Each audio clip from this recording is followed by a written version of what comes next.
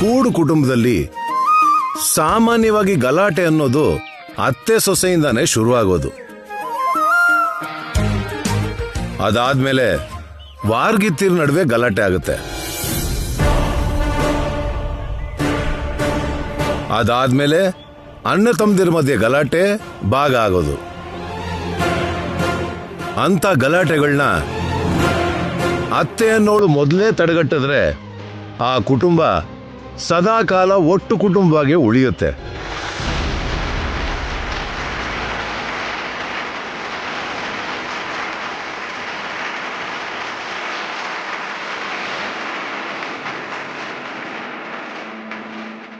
ಆ ವಿಷಯದಲ್ಲಿ ನಾನು ತುಂಬಾ ಅದೃಷ್ಟವಂತ. ನನ್ನ ಹೆಂಡತಿ ವಸಂತ ತನ್ನ ಸೊಸೆಂದಿರನ್ನ ಸೊಸೆಗಳ ತರ ನೋಡದೆ ಸ್ವಂತ ಮಕ್ಕಳ ತರ ನೋಡ್ಕೊಂತಾಳೆ.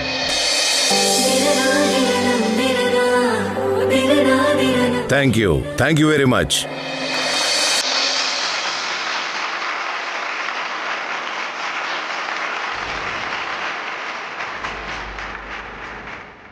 ಈಗ ಶ್ರೀಮತಿ ವಸಂತಾ ದೇವಿಯವರು ಮಾತಾಡ್ತಾರೆ.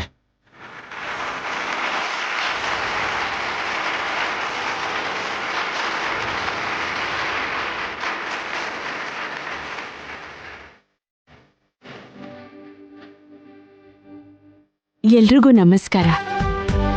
ನಮ್ ತುಂಬು ಕುಟುಂಬ ಹೀಗೆ ಖುಷಿಯಾಗಿರೋದಕ್ಕೆ ಕಾರಣ ನಾನು ಅಂತ ನಮ್ಮ ಯಜಮಾನ್ರು ಹೇಳಿದ್ರು. ಸ್ವಲ್ಪ ಮಟ್ಟಿಗೆ ನಿಜ. ನಮ್ ಕುಟುಂಬ ಇಷ್ಟು ಸಂತೋಷವಾಗಿ ಒಟ್ಟಿಗೆ ಇರೋದ್ರಲ್ಲಿ ನನ್ನ ಕರ್ತವ್ಯ 50% ಆದ್ರೆ ಉಳಿದಿರೋ 50% ಕ್ರೆಡಿಟು ನಮ್ಮ ಮನೆಯವ್ರಿಗೆ.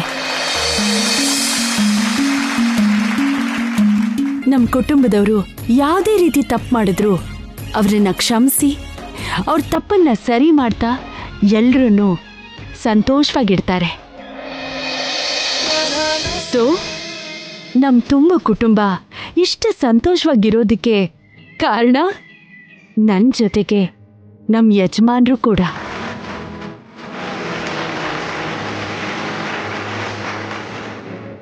ಇದನ್ನ ಮನಸ್ಫೂರ್ತಿಯಾಗಿ ಹೇಳ್ತಾ ನನ್ನ ಮಾತು ಮುಗಿಸ್ತೀನಿ.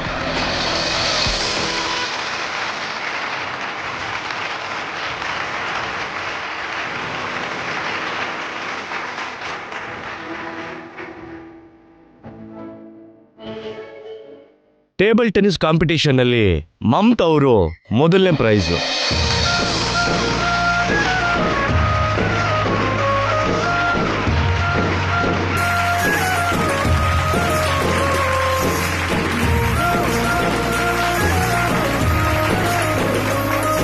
Second prize winner Kumar.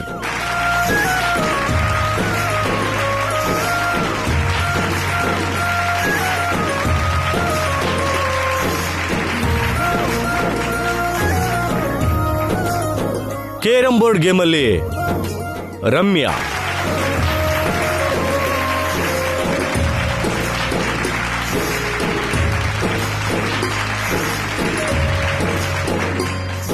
ಈಗ ಮ್ಯೂಸಿಕಲ್ ಚೇರ್ ವಿನ್ನರ್ ಅಖಿಲ್ ಅವರು.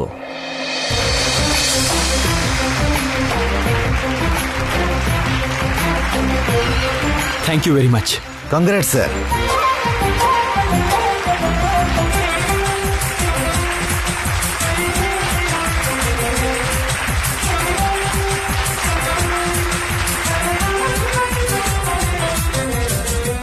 ಈಗ ಬೆಸ್ಟ್ ಕಪಲ್ ಪ್ರೈಸ್ನ ಆದರ್ಶ ದಂಪತಿ ಆಗಿರೋ ಆನಂದ್ ಗಜಪತಿ ವರ್ಮಾ ಅವರ ಕೈಯಿಂದ ಮತ್ತೆ ವಸಂತ ದೇವಿಯವರ ಕೈಯಿಂದ ಅಖಿಲ್ ಮತ್ತೆ ಶ್ಯಾಮ್ ಅವರು ಸ್ವೀಕರಿಸ್ತಾರೆ.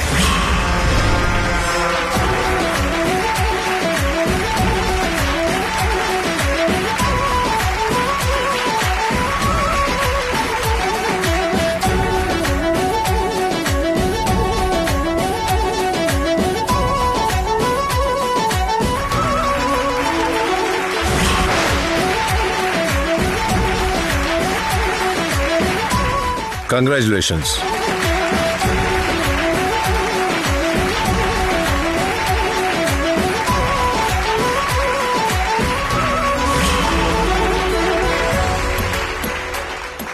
ಶ್ಯಾಮ್ ಅವರೇ, 1 ನಿಮಿಷ. ಈಗ ಬೆಸ್ಟ್ ಕಪಲ್ ತಗೊಂಡಿರೋ ಆದರ್ಶ ದಂಪತಿಗಳ ಸ್ಪಂದನ ಹೇಗಿದೆಯೋ ತಿಳಿಯೋಣ. ಮೊದಲು ಶ್ರೀಮತಿ ಶ್ಯಾಮ್ ಅವರು ಮಾತಾಡ್ತಾರೆ.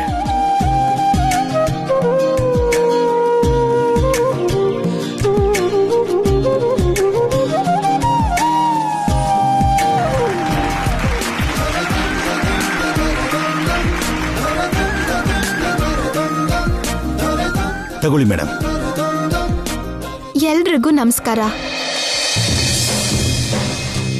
ನಮ್ಗೆ ಈ ಪ್ರೈಸ್ ಬಂದಿದ್ದಕ್ಕೆ ತುಂಬಾ ಸಂತೋಷ ಆಯ್ತು. ನನ್ ಕೃಷ್ಣ ನನ್ಗೆ ಇಷ್ಟು ಒಳ್ಳೆ ಗಂಡನ್ ಕೊಟ್ಟಿದ್ದಾನೆ, ಈಗ ಈ ಪ್ರೈಸ್ ಕೂಡ ಕೊಟ್ಟಿದ್ದಾನೆ. ಅದಕ್ಕೆ ನನ್ ಕೃಷ್ಣನ್ಗೆ ನಾನು ಕೃತಜ್ಞತೆ ಹೇಳ್ಬೇಕು.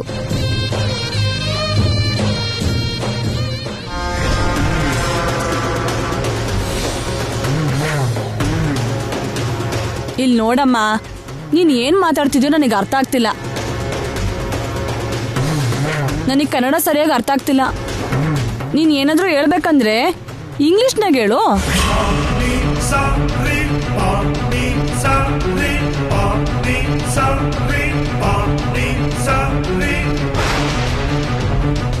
ಇಂಗ್ಲಿಷ್ ನನಗೆ ಚೆನ್ನಾಗಿ ಬರುತ್ತೆ, ಹೇಳು. ಇಂಗ್ಲಿಷ್ನಾಗ ಮಾತಾಡು.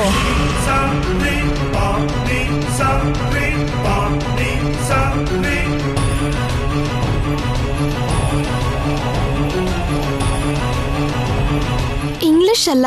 ಹೌದಮ್ಮ.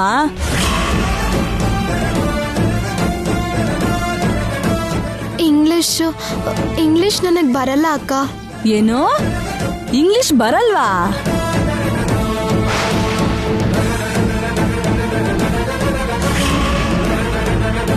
ಸ್ವಲ್ಪ ಕೂಡ ಬರಲ್ಲ? ಸ್ವಲ್ಪನೂ ಮಾತಾಡಕ್ ಬರಲ್ಲ? ಅದ್ ಹೆಂಗಮ್ಮ? ದ ಗ್ರೇಟ್ ಆನಂದ ವರ್ಮ ವಸಂತ್ ಅವ್ರ ಸೊಸೆಗೆ ಇಂಗ್ಲಿಷ್ ಬರಲ್ವಾ? A1 masala company owner Akhil sir ಹೆಂಡತಿಗೆ ಇಂಗ್ಲಿಷ್ ಬರಲ್ವಾ? ಇಷ್ಟು ದುಡ್ಡಿರೋರ್ಗೆ ಇಂಗ್ಲಿಷ್ ಬರಲ್ಲ ಅಂದ್ರೆ ಎಂತ ಅವಮಾನ ಅಲ್ವಾ?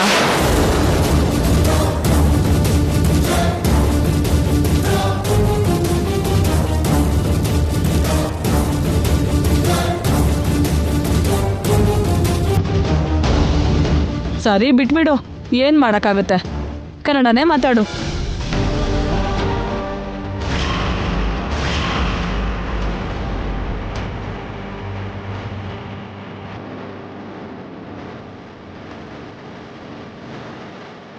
ಪರವಾಗಿಲ್ಲ ಶ್ಯಾಮ, ನೀನು ಕನ್ನಡದಲ್ಲೇ ಮಾತಾಡು.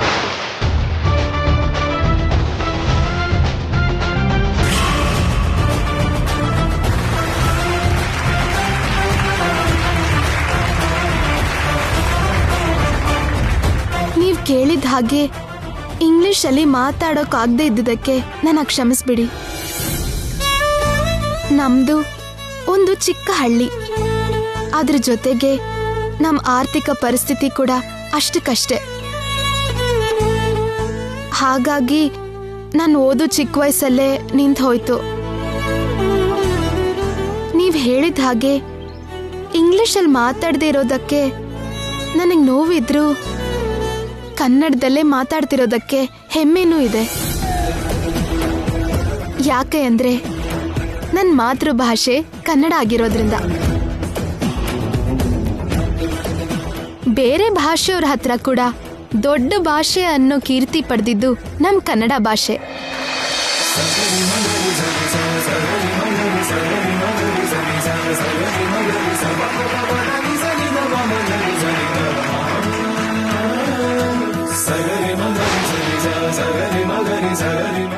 ಕನ್ನಡ ಎನೆ ಕುಣಿದಾಡುವುದೆನ್ನೆದೆ, ಕನ್ನಡ ಎನೆ ಕಿವಿ ನಿಮಿರುವುದು, ಕಾಮನ ಬಿಲ್ಲನ್ನು ಕಾಣುವ ಕವಿಯೊಲು ತೆಕ್ಕನೆ ಮೈ ಮುರಿಯುವುದು ಅಂದಿದ್ದಾರೆ ಕವಿ ಕುವೆಂಪು ಅವರು.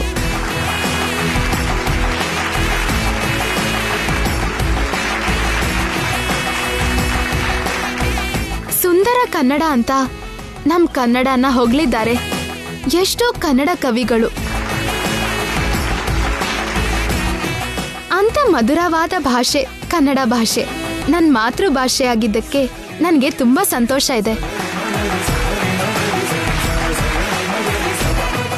ಕನ್ನಡದ ಮನೆ ಮಗಳಾಗಿ ಹುಟ್ಟಿದ್ದಕ್ಕೆ, ಕನ್ನಡದ ಮನೆಗೆ ಸೊಸೆ ಆಗಿದ್ದಕ್ಕೆ ನನಗೆ ತುಂಬಾ ತುಂಬಾ ಹೆಮ್ಮೆ ಇದೆ. ನನ್ನ ಅತ್ತೆ ಮಾವನ ಕೈಯಿಂದಾನೇ ಈ ಬಹುಮಾನ ಪಡೆದಿದ್ದಕ್ಕೆ ನಿಜವಾಗ್ಲೂ ನಾನು ತುಂಬಾ ತುಂಬಾ ಅದೃಷ್ಟವಂತೆ.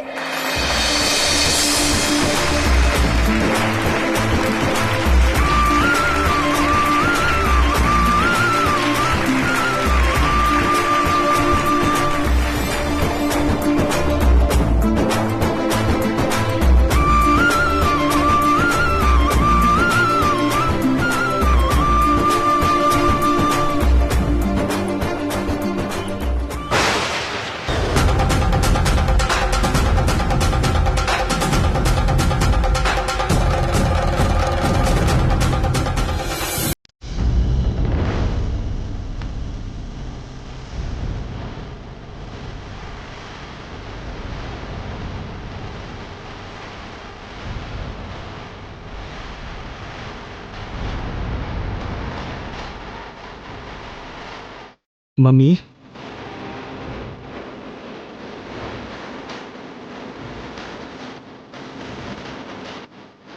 ಯಾಕೆ ಮಮ್ಮಿ ಹೀಗಿದ್ದೀರಿ? ಅವಮಾನ ಆಗಿದೆ ಅಂದಮೇಲೆ ಇನ್ನು ಹೇಗಿರ್ತಾರೆ?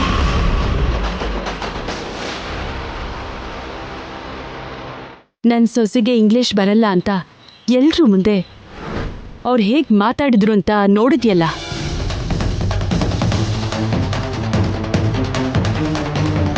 LKG ಮಕ್ಕಳು ಕೂಡ ಇಂಗ್ಲಿಷ್ ಮಾತಾಡೋ ಈ ಕಾಲದಲ್ಲಿ ಇಷ್ಟು ದೊಡ್ಡ ಶ್ಯಾಮಂಗೆ ಇಂಗ್ಲಿಷ್ ಬರದೇ ಇರೋದು ಅಂದ್ರೆ ಏನು ಅಂತ ಎಷ್ಟು ವ್ಯಂಗ್ಯವಾಗಿ ಮಾತಾಡಿದ್ರು ನೋಡಿದ್ಯಲ್ಲ.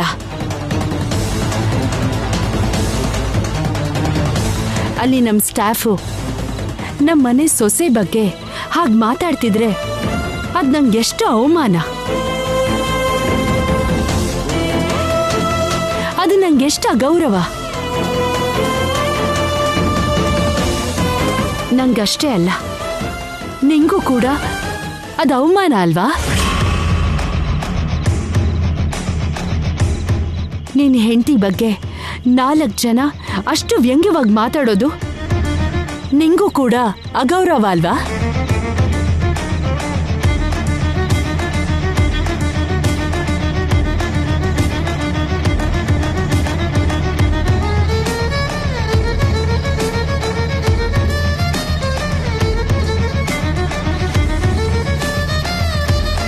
ಅಂದ್ರೆ ಮಮ್ಮಿ, ನನ್ನ ಉದ್ದೇಶ ನಿನ್ನ ಉದ್ದೇಶ ಏನಾದ್ರೂ ಸರಿ, ಅದು ನನಗೆ, ನಿಂಗೆ, ನಮ್ಮ ಕುಟುಂಬಕ್ಕಾಗಿರೋ ಅವಮಾನ, ಅಗೌರವ.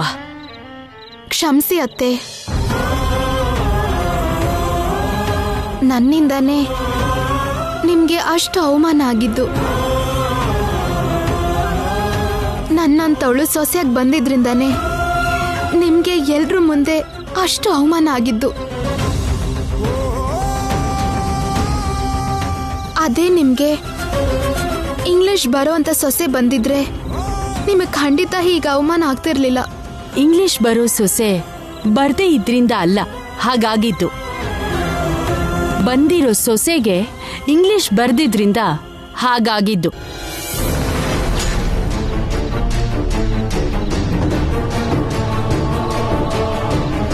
ಇಂಥ ಅವಮಾನ ಮತ್ತೆ ಮತ್ತೆ ಆಗ್ಬಾರ್ದು ಅಂದ್ರೆ ಒಂದೇ ದಾರಿ. ಏನ್ ಮಮ್ಮಿ? ಶ್ಯಾಮಂಗೆ ನಾವಾದಷ್ಟು ಬೇಗ ಇಂಗ್ಲಿಷ್ ಕಲಿಸ್ಬೇಕು.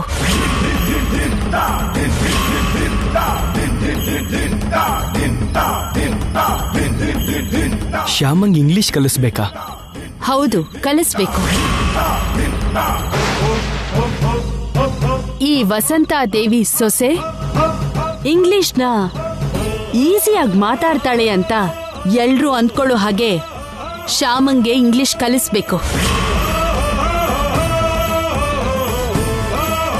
ಯಾರಿವತ್ತು ಶ್ಯಾಮಂಗೆ ಇಂಗ್ಲಿಷ್ ಬರಲ್ಲ ಅಂತ ವ್ಯಂಗ್ಯವಾಗಿ ಮಾತಾಡಿದ್ರು ಅವರು ಶ್ಯಾಮ ಇಂಗ್ಲಿಷ್ ಮಾತಾಡೋದು ನೋಡಿ ಬಾಯ್ ಮೇಲೆ ಬೆರಳಿಡೋ ಹಾಗೆ ಶ್ಯಾಮಂಗೆ ಇಂಗ್ಲಿಷ್ ಕಲಿಸ್ಬೇಕು.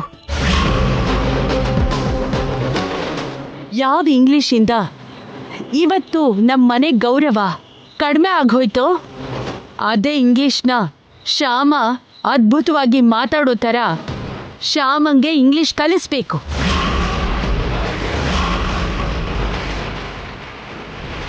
ಶ್ಯಾಮ, ನೀನು ಇಂಗ್ಲಿಷ್ ಕಲಿತೀಯಾ?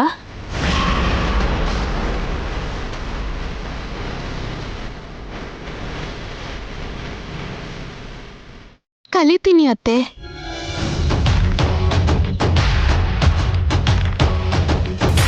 ಕಲಿತೀನಿ ಅಂದ್ರೆ ಸಾಕಾಗಲ್ಲ. ಹಾಗೆ ಕಲಿಯೋದು ಅಷ್ಟು ಸುಲಭ ಅಲ್ಲ. ತುಂಬಾ ಕಷ್ಟಪಡಬೇಕು. ಕಷ್ಟಪಡ್ತೀನಿ ಅತ್ತೆ. ಎಷ್ಟು ಕಷ್ಟ ಆದ್ರೂ ಸರಿ, ನೀವ್ ಹೇಳಿದ ಹಾಗೆ ಇಂಗ್ಲಿಷ್ ಕಲಿತೀನಿ. ನಿಮ್ಮ ಆಸೆನ ತಪ್ಪದೆ ಈಡೇರಿಸ್ತೀನಿ.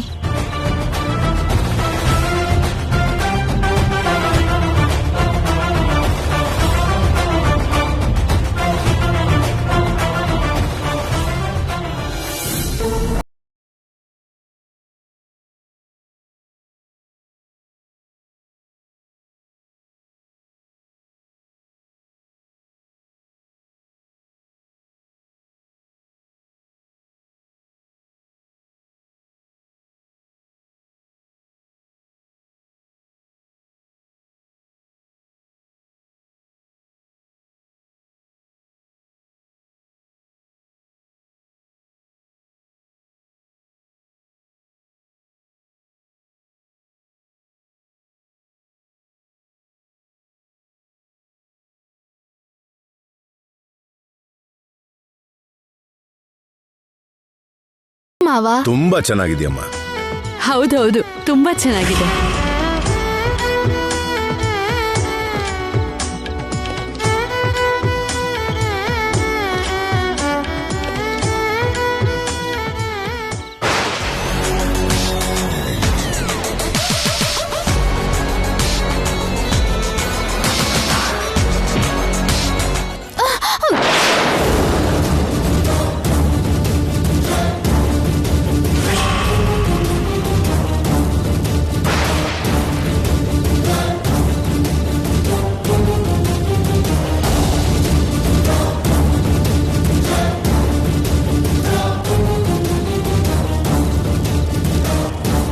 ಏನಿದು ಶ್ಯಾಮ?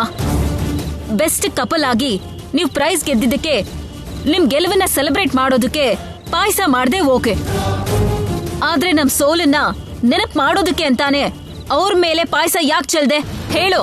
ಸಾರಿ ಅಕ್ಕ, ಕೈ ತಪ್ಪಿ ಬಿದ್ದೋಯ್ತು. ಕೈ ತಪ್ಪಿ ಬಿತ್ತೋ ಅಥವಾ ಬೇಕು ಅಂತಾನೆ ಬೀಳಿಸ್ತೀಯೋ ಯಾರು ಗೊತ್ತು.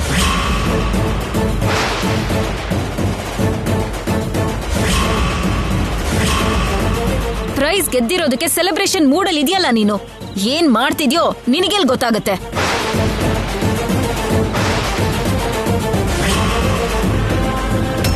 ನಾವು ಗೆದ್ದಿದ್ದಕ್ಕಲ್ಲ ಅಕ್ಕ ಈ ಪಾಯಸ ಮಾಡಿದ್ದು, ನಮ್ ಕಂಪನಿ ಆನಿವರ್ಸರಿ ಅಂತ ಮಾಡಿದ್ದು.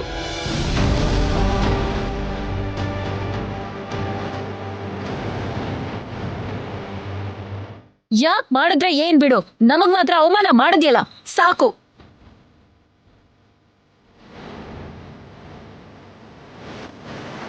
ಸೋತ್ ಹೋಗಿದ್ದಕ್ಕೆ ನಮಗಲ್ಲಾಗಿರೋ ಅವಮಾನನಾದ್ರೂ ಸಹಿಸ್ಕೊಳ್ಬೋದು. ಆದ್ರೆ ಇಲ್ಲಿ ಹೀಗ್ ಗೆದ್ದಿರೋ ಗರ್ವಕ್ಕೆ ನೀನ್ ಮಾಡಿರೋ ಅವಮಾನ ಮಾತ್ರ ಸತ್ರು ಮರೆಯೋದಿಲ್ಲ.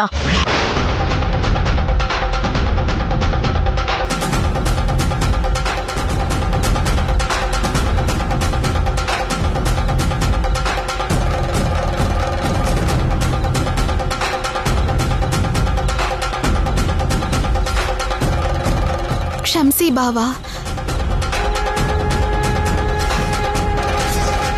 ನಾನ್ ಗೆದ್ದೆ ಅನ್ನೋ ಗರ್ವದಿಂದ ಹೀಗ್ ಮಾಡ್ಲಿಲ್ಲ. ನಿನ್ ಬಗ್ಗೆ ನನಗೆ ಗೊತ್ತಿಲ್ವಾ ಶ್ಯಾಮ? ಅವಳು ಸೋತ್ ಹೋದ್ಲು ಅನ್ನೋ ಬೇಜಾರ್ಗೆ ಹಾಗೆ ಮಾತಾಡದ್ಲು. ಏನು ಅಂದ್ಕೋಬೇಡ. ಏನು ಅಂದ್ಕೋಬೇಡ ಅಂದ್ರೆ ಹೇಗೋ?